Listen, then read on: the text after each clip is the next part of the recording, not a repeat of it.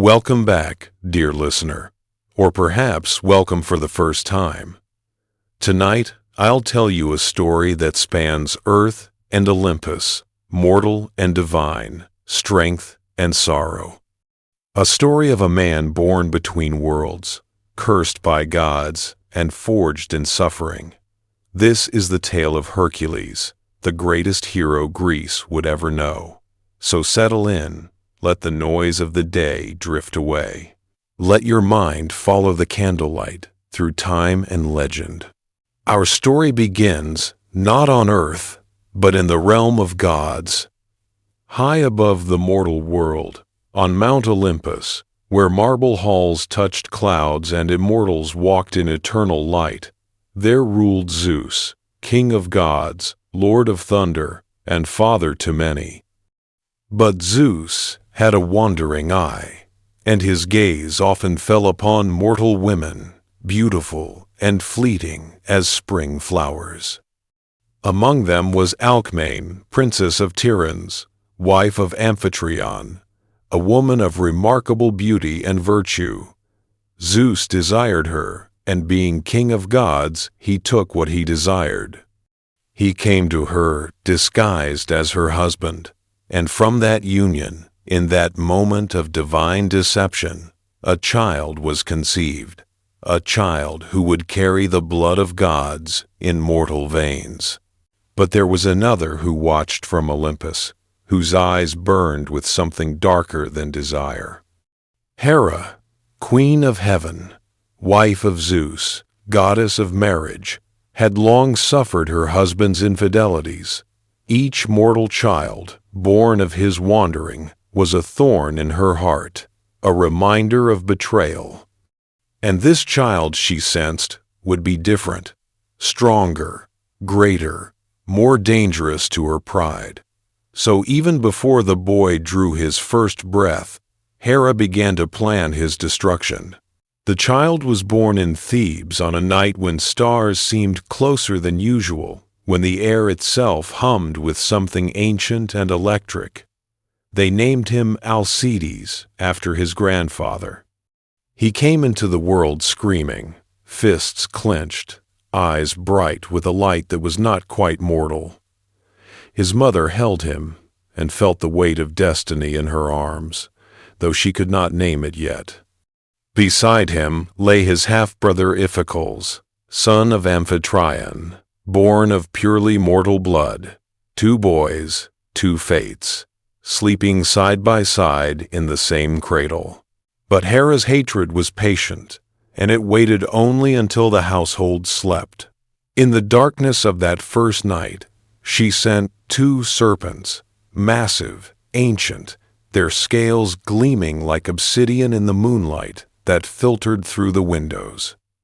They slithered across the stone floor without sound, their tongues tasting the air for infant breath. They found the cradle and rose, coiling, fangs dripping with venom that could kill a grown man in heartbeats. Iphicles woke first and screamed, his cries piercing the night. But Alcides, the child of Zeus, did not cry. Instead, he reached out with tiny hands, grasped each serpent by the throat, and squeezed. His mother rushed in to find her infant son laughing, holding 2 dead serpents like toys, their bodies limp and twisted in his impossible grip. The household knew then what the child was. Not merely mortal, not merely strong, but touched by divinity. They called for the blind prophet Tiresias, who came at dawn and gazed upon the boy with eyes that saw beyond sight. He spoke of a life of trials, of labors that would echo through eternity, of suffering and glory intertwined like the serpents the child had strangled.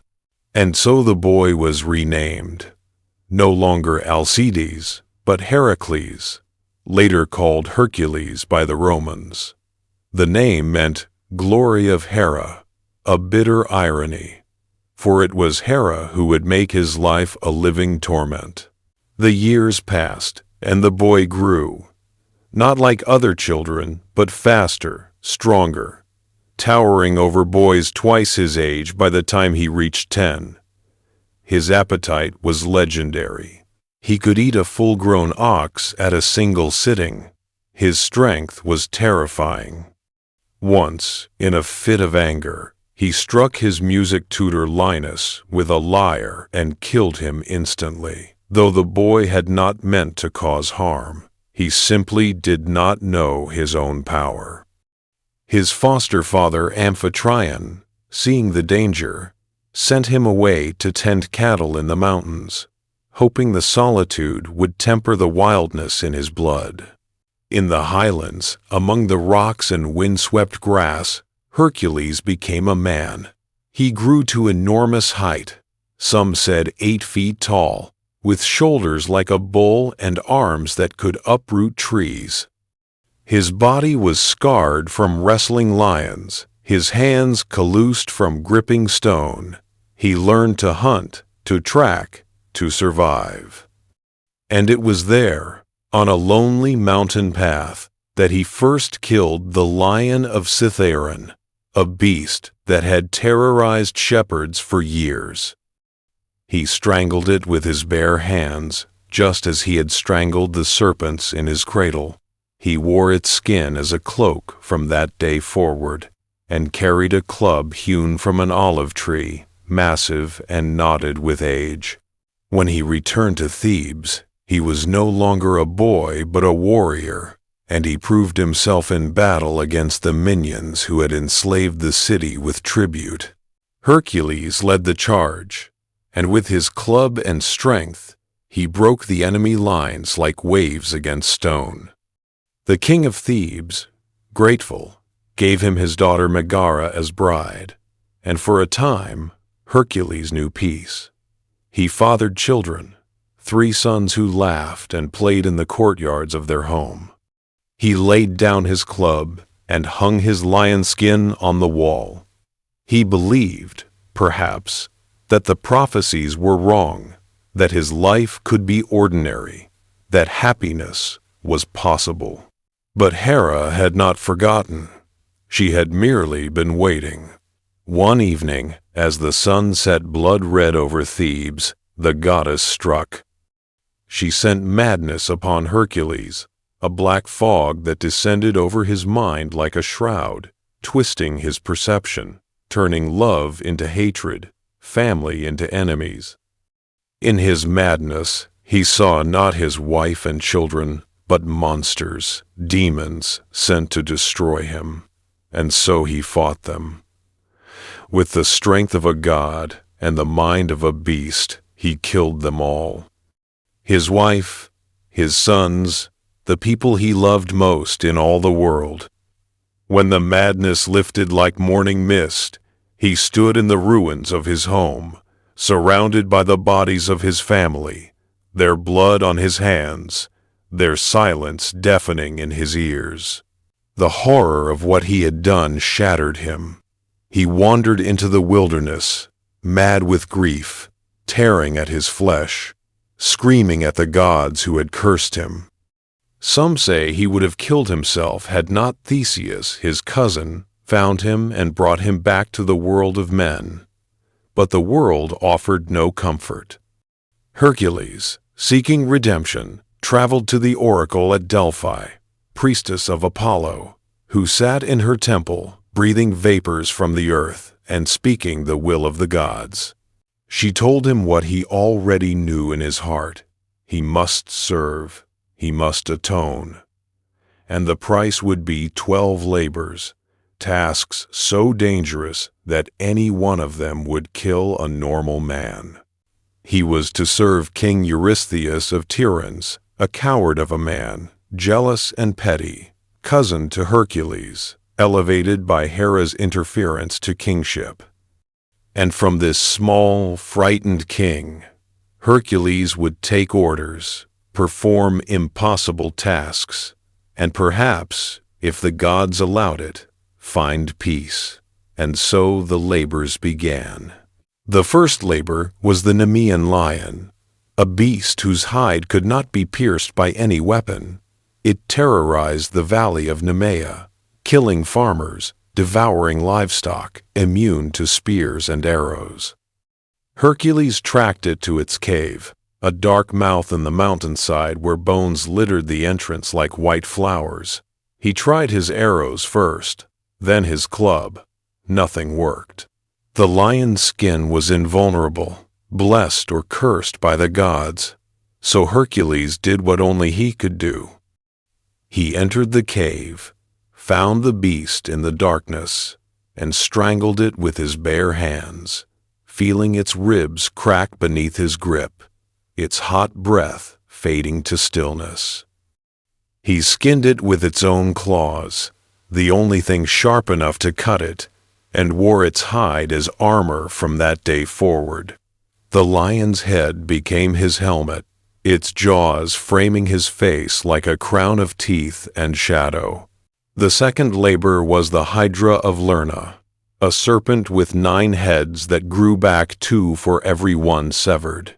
It lived in the swamps, its breath poisonous, its blood acidic enough to burn through armor.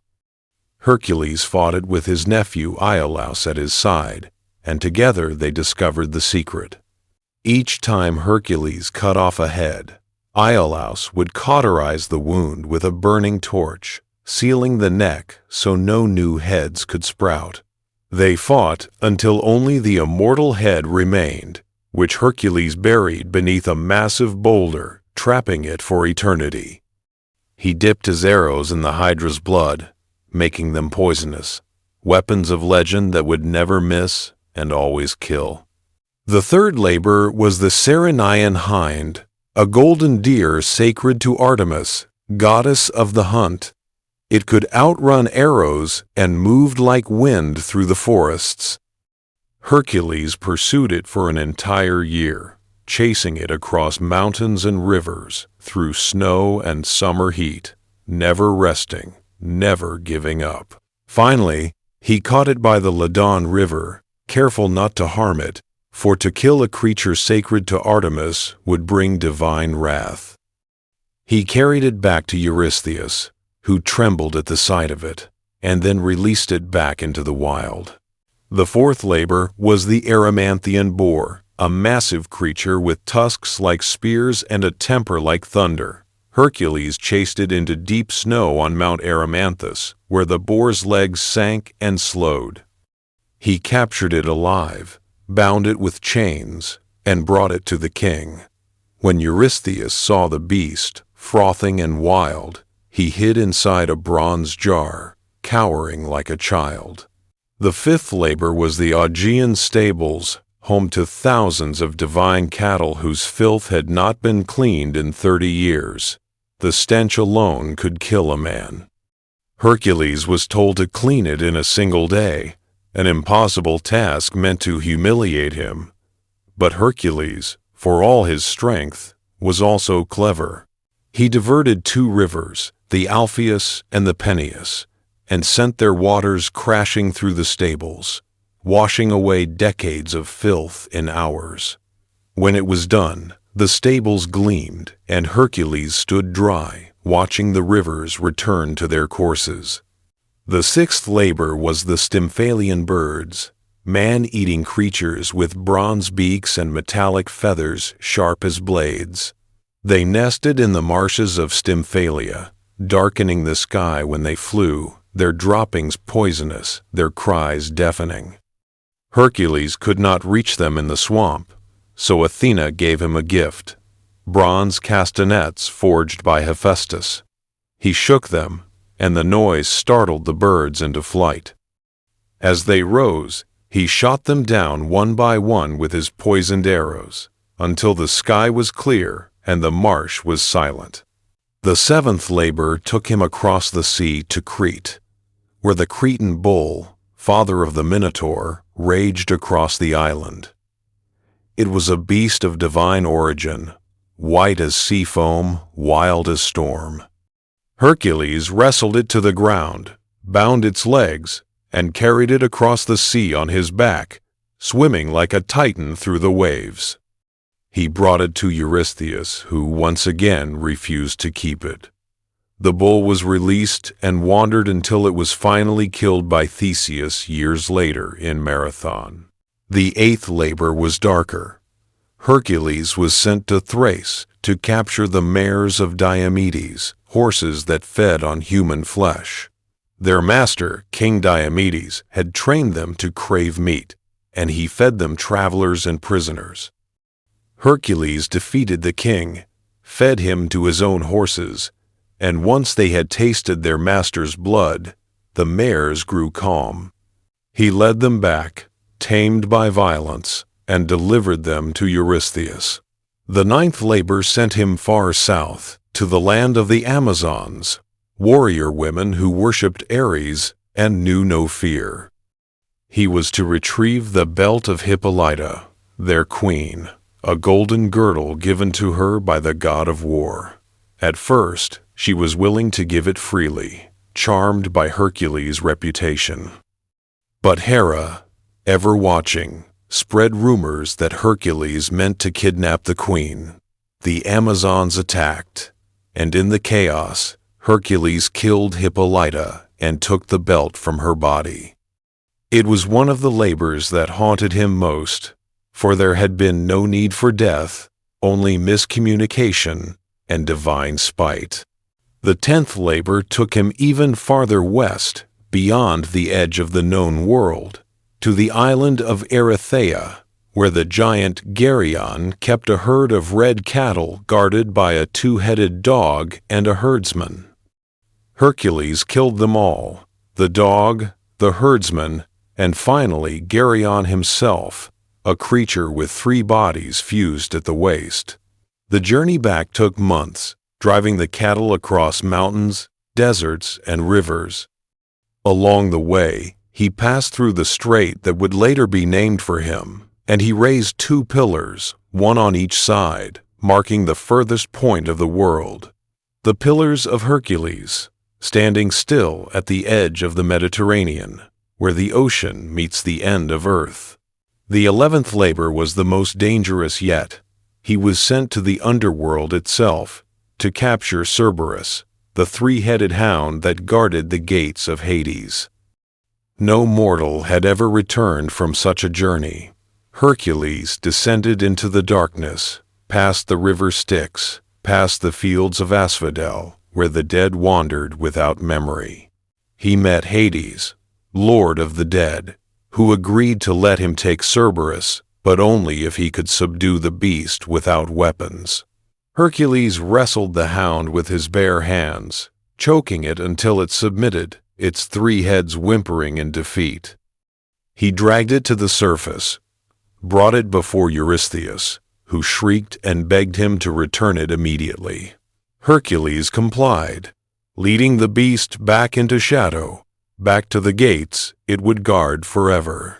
The 12th and final labor seemed impossible even for him. He was to steal the golden apples of the Hesperides, fruit that granted immortality, kept in a garden at the edge of the world, and guarded by a dragon that never slept. The garden belonged to Hera herself.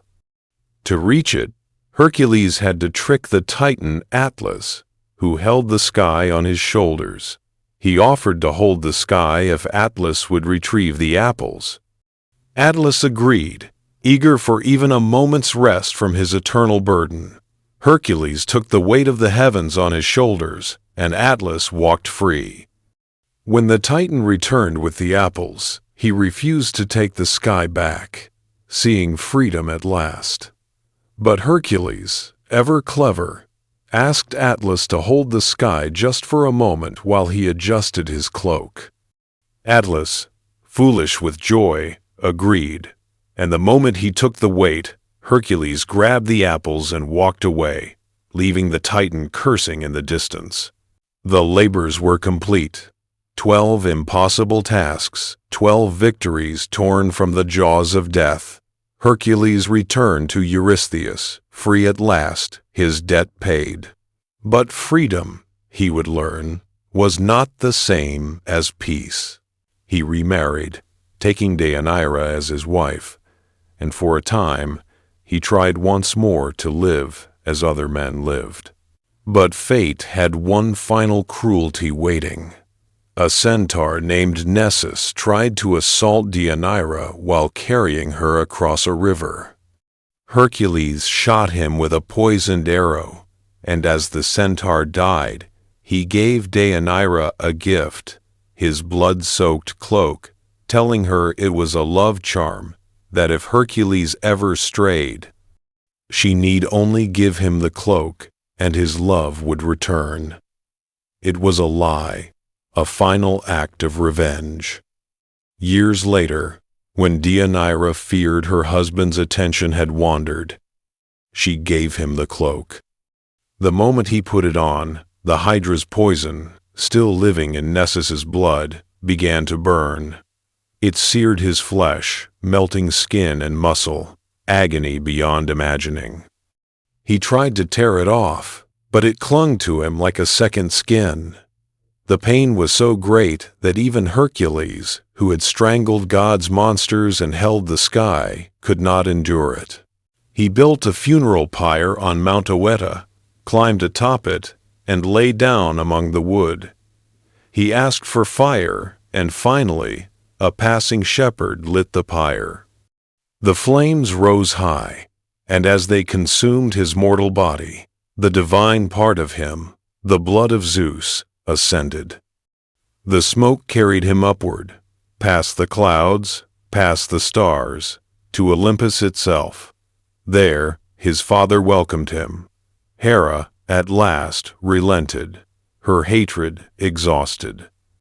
And Hercules, the man who had suffered more than any mortal, became a god. He married Hebe, goddess of youth, and took his place among the immortals, where pain could no longer reach him. His temples rose across Greece and Rome. His name became a prayer for strength, for courage, for endurance. Soldiers called upon him before battle. Mothers invoked him to protect their children.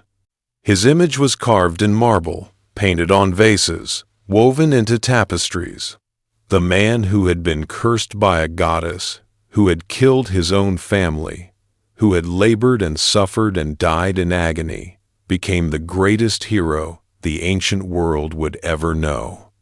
His stories were told and retold, changing with each voice, each generation, but always carrying the same truth: that strength is not enough, that even the mighty can be broken, and that redemption, if it comes at all, comes at a terrible price. And now, dear listener, you have walked beside him through his labors, felt the weight of his sorrow, and seen his ascent to Olympus. The temples are ruins now. The prayers have faded into echoes. But on quiet nights, when the stars seem closer than usual, when the air hums with something ancient, you can still feel him there. The hero between worlds, the man who became a god, the shadow that never quite left the earth. So close your eyes. The night is here, and legend will wait for you, as it has always waited, as it always will. The fire burns low, but the story remains, and Hercules, in some way, is still walking, still carrying burdens too heavy for mortal shoulders, still reaching for redemption among the stars.